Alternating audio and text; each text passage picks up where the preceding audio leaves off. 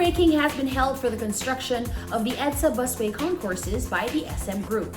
What it means and its significance will be discussed in this week's Motoring Forum.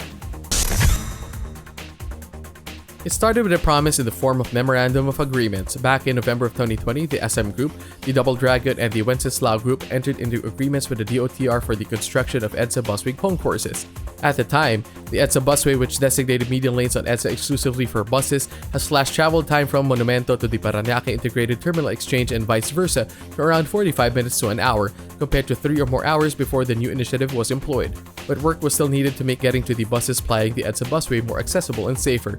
After all, the busway was in the middle of EDSA. The agreement between the DOTR and the conglomerates called for constructing the EDSA Busway Concourses at essentially no cost to government. After nearly half a year, ground has been broken for construction of 3 concourses at the SM Mall of Asia in Pasay City, SM Mega Mall in Mandaluyong City, and SM North EDSA in Quezon City. The SM Group will be spending over 120 million pesos to construct the concourses, which will have provisions for ticketing booths, automatic fare collection system, turnstiles, and concierges. The DOTR said the world-class state-of-the-art EDSA Busway Concourses will provide commuters, especially those in vulnerable sectors like senior citizens, persons with disabilities, and pregnant women, more convenient and safe access to the buses.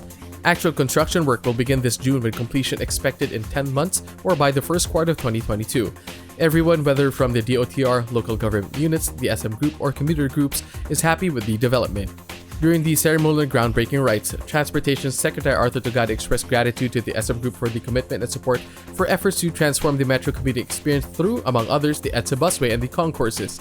SM Prime Holdings Incorporated President Jeffrey Lim assured the DOTR that would not only see to the construction of the concourses, but will also ensure that once completed, the facilities are properly secured and well maintained for the safety and convenience of all passengers and pedestrians. Eddie Yap, president of the Green EDSA movement, said the EDSA Busway Concourses to be constructed by the EDSA Group manifests the effective public and private partnership advocated by the DOTR. Yap said that with the addition of EDSA Busway Concourses, the EDSA Busway is targeting to increase the number of buses plying along the metro's main thoroughfare from 200 to 500. The reforms being taken by the DOTR with the help of other government agencies, both at the national and local levels, provide a framework for sustainable management of urban traffic congestion and people mobility.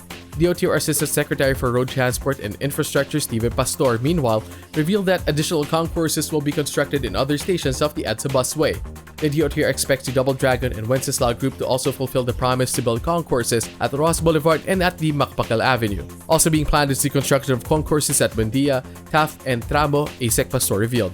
The concourses are expected to further boost the efficiency of the EDSA Busway, an initiative to provide seamless movement of public utility buses along EDSA that began to be carried out amidst stringent community quarantine restrictions in the middle of last year.